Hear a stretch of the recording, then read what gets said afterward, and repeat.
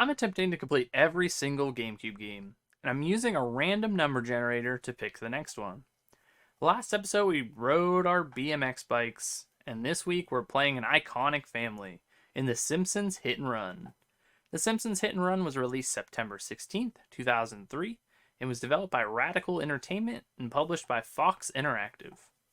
I loved this game as a kid, and I used to play it when I would go to the dentist.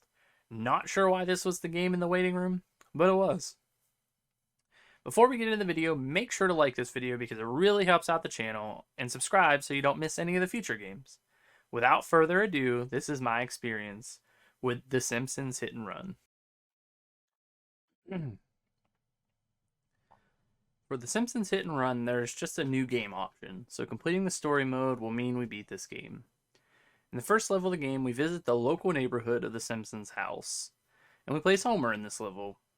Hit and Run is broken up into 7 total levels, and you have 7 missions per each level, before you can advance to the next area. You can play this game either driving around or by running around as the character you're playing. Running around is very slow. There are glowing objects that you can interact with in each level, as well as WASP cameras and boxes that will give you money when you destroy them. In one of the first missions, we have to help Ned collect different objects around town in a certain amount of time.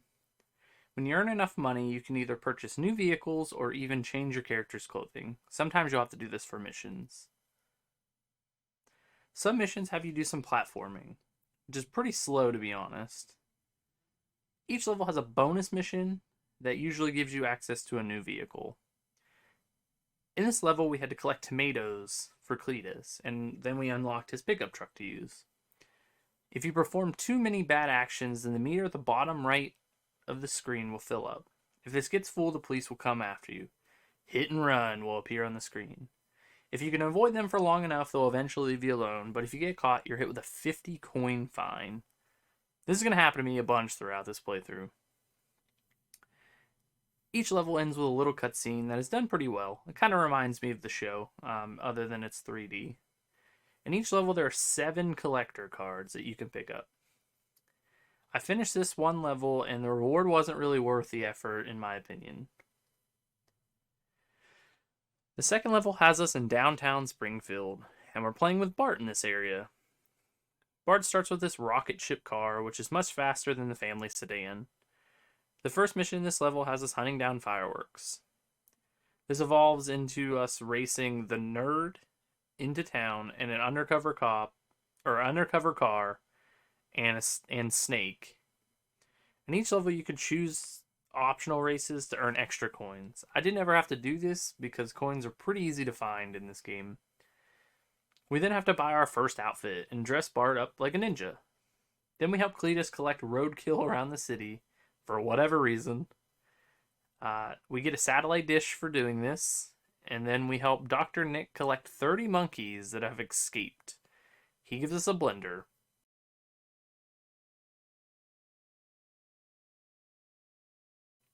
We destroy a few cars, and then we meet a giant robot dinosaur. After we finish this up, we escape, and Bart gets abducted by aliens. Oh no! Scary dinosaur truck.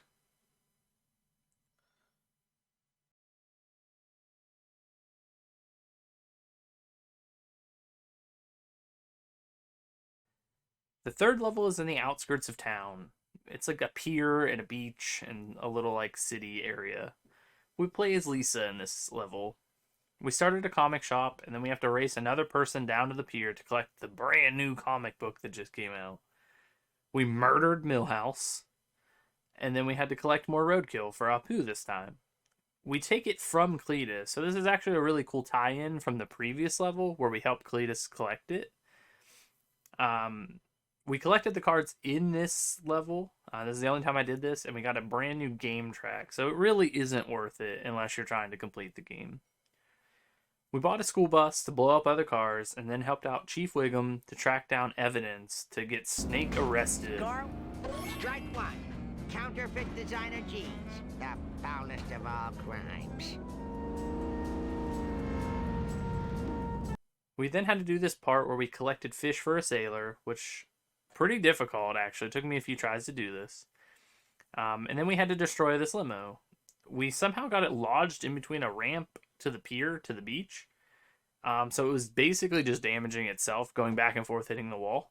This made this mission super easy. We finally find Bart, and he's all messed up and he's talking crazy. The next level is back in the neighborhood, but we're playing as Marge this time. We start by collecting donuts for Chief Wiggum, and then we have to chase down Cletus while driving through the power plant.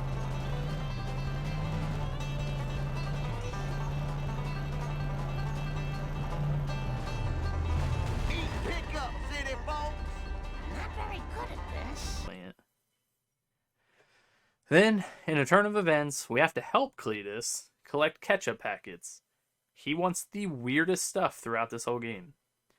Then we had Lisa help us race Chief Wiggum so that we could help Gramps get his medication that Nelson for some reason had scattered around town. Gramps then tells us about crop circles that match the logo of the most popular soda in town. So that I'll have to describe it in sepia tone. Well, as I recall, it was sort of a cosmic kind of thing, shaped kind of like a planet with an old-fashioned radio antenna coming off it. A planet with an antenna? That sounds awfully familiar. The following mission requires us to buy the cop uniform and go around town and collect 30 cans of soda. Then we destroy a truck that is transporting soda so that it can't be delivered to other places in town. We finish up this mission and that ends level 4. Level 5 takes us back to downtown Springfield and we play as Apu. This is the part of the game that would really destroy your time if you were a speedrunner. Also, there's a lot of comments that he makes that are not acceptable now, which I don't know why it's in the game. Like, at that point in time, I guess it was just something that was fine back then. There's so much collecting items and having to go hunt down coins to buy new things in this level. Like, you need a new outfit, new vehicles. It just takes a while. We start by collecting boxes off of a truck, and then this mobster guy asks us to help him. We destroy this hover car and have to steal diapers from a family that also needs them. Pretty messed up. We have to collect coins and we get a stereotypical American outfit. We have to follow a cop around town for a while. And then the following mission has us collect garbage from a garbage truck. And then we have to run around town and collect 25 more pieces. Next mission has us follow this car around and eventually destroy it.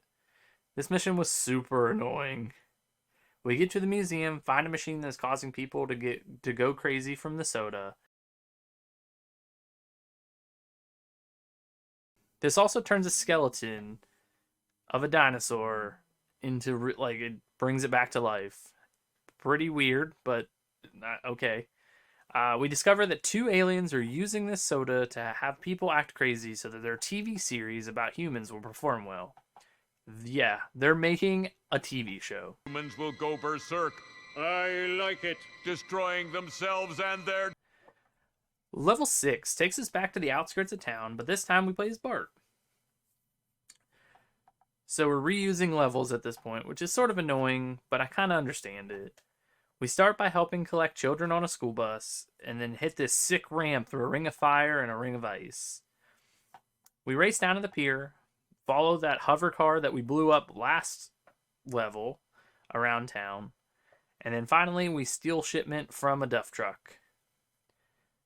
We destroyed Principal Skinner's car, killed him in like a fiery blaze, and the next section had us destroy pop-up tents around town that were selling soda to people. On our way back, we had the craziest glitch happen to us. It was insane.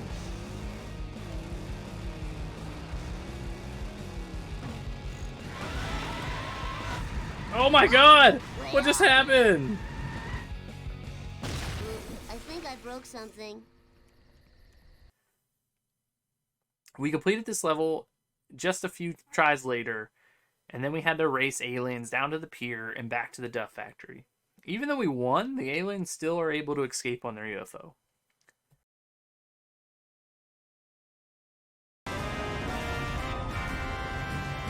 The lasers were only the beginning. Even now, our all-purpose evil cola is spreading underground through your water supply. The final level takes us back to the neighborhood, and we play as Homer again. This time, everything in the neighborhood is Halloween themed, which is really cool. I really like this. This is it's a very welcome change after playing this level 2 previous times.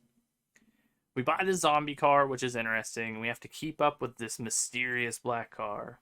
The last few missions are exactly the same, but you use different characters' vehicles. We have to take a barrel of nuclear waste back to the UFO and have them suck it up, and it damages the UFO.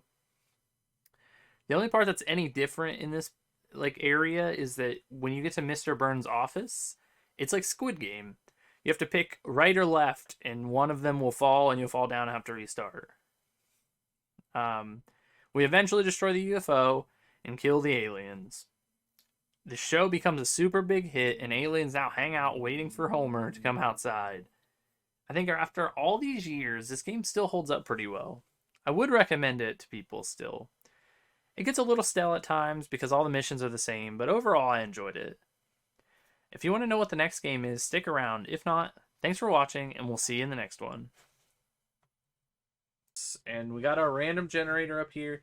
We have 565 is what's remaining on the list. So we're going to hit the random number generator and figure out what's going to be next. In 1, 2, 3. Hold on. In 1, 2, 3. We got 529. Towards the bottom of the list, the herbs. I think there's a story to that game. But yeah, we got the herbs for our next game, which is pretty cool. I'm excited for that one.